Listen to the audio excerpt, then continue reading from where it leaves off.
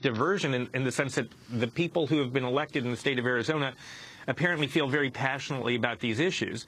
But it's not going to help the state of Arizona. Ken, you mentioned a bill that bars Arizona from entering into any program to regulate greenhouse gases without approval from the legislature.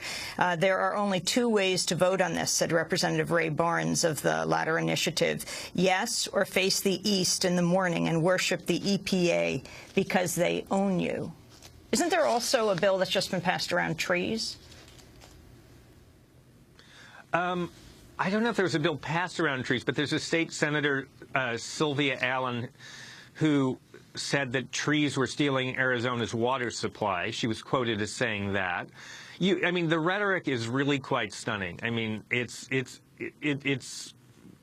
I knew things were bad in Arizona, but if you spend a day at the state legislature, as I did, and listen to the rhetoric. I mean, they have a 10 Commandments up at the state capitol. The day I was there, they were, passing a bill to authorize putting another 10 Commandments up because one apparently isn't sufficient. There's just all sorts of action in terms of these peripheral issues that don't make any difference to the people of the state, but are pet projects of various Republican lawmakers. What's interesting about Arizona, too, and this is... Ken, I wanted to play a campaign ad for Pamela Gorman, a Republican congressional candidate from Arizona. This year, a lot of folks think this is our best shot at changing Congress. Of course, that all depends on the caliber of our candidates. Meet Pamela Gorman, candidate for Congress in Arizona 3. Conservative Christian, and a pretty fair shot. The insiders in the state Senate wanted to have her hide when she fought against their plan for higher taxes. But Gorman, she can take care of herself. Rated 100% by the NRA, conservative Pamela Gorman is always right on target. I'm Pamela Gorman, and I approve this message. And for our listening audience, the bullets you're hearing, they're being shot by Pamela Gorman throughout that commercial. Ken Silverstein.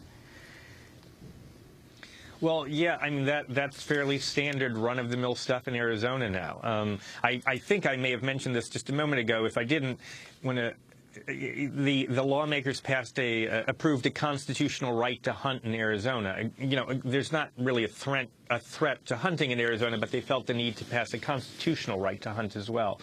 So what's interesting in Arizona is that the population actually is not as right-wing as the legislature. You've actually got a pretty even split between Democrats and Republicans, and independents are growing faster than either of the two parties. But what you have is a situation where because the way that the districts are drawn up in Arizona, it's been gerrymandered, and so if you win your primary in Arizona, you pretty much win office. I mean, I think there are 60 House districts, and only 3 of them are competitive between Republicans and Democrats because of the way that the districts have been drawn.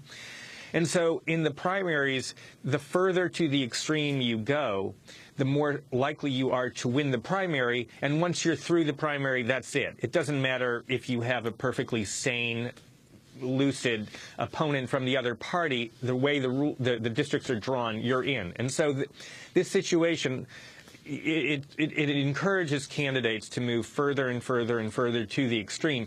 And not only encourages the candidates, but it encourages a type of person, a type of candidate who is at the extreme. And so, you have, I'm sure there are, another dozen or 2 dozen Pamela Gormans seeking office in Arizona this year, because the way that the districts are drawn encourages exactly that sort of candidate. And Ken, also the legislature is a part-time legislature. They only make about $24,000 a year, so they're doing all of this in their spare time, in essence, as they run other businesses or have other occupations. One of the things that struck me was that you said that they sold the Capitol building in Arizona and are leasing it back from the person they sold it to.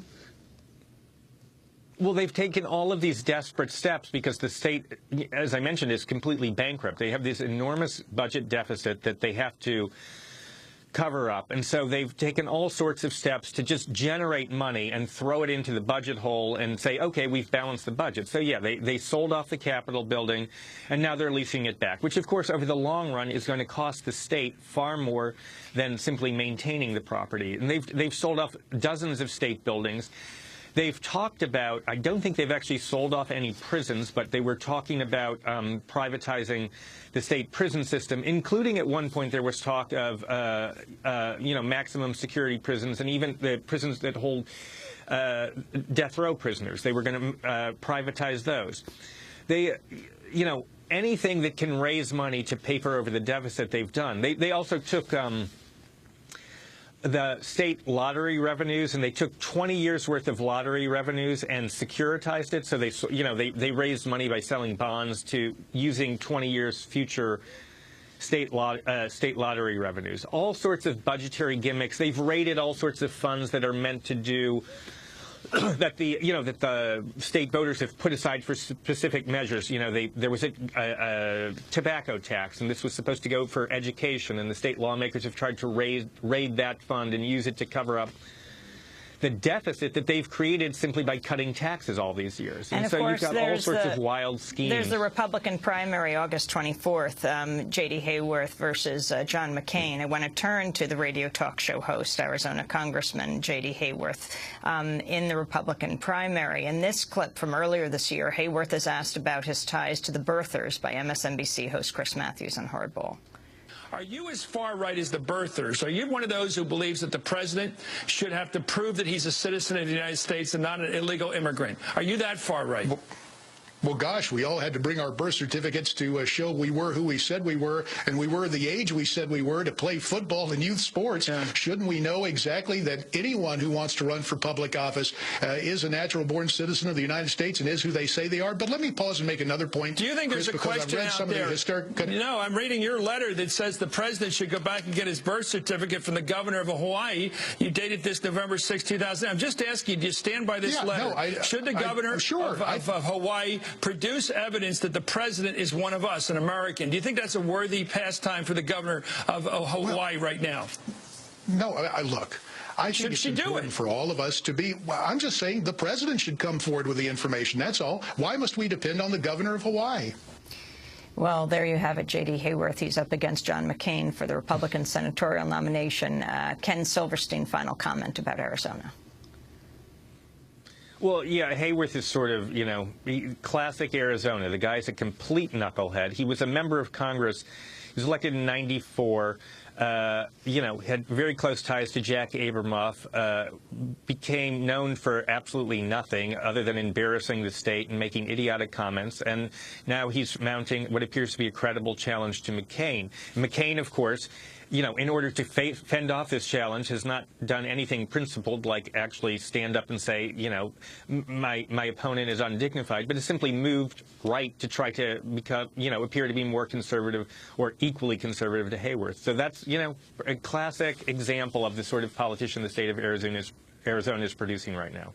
Ken Silverstein, Washington editor of Harper's Magazine, his latest piece, Tea Party in the Sonora, for the future of GOP governance, look to Arizona. We'll link to it at democracynow.org. Stay with us.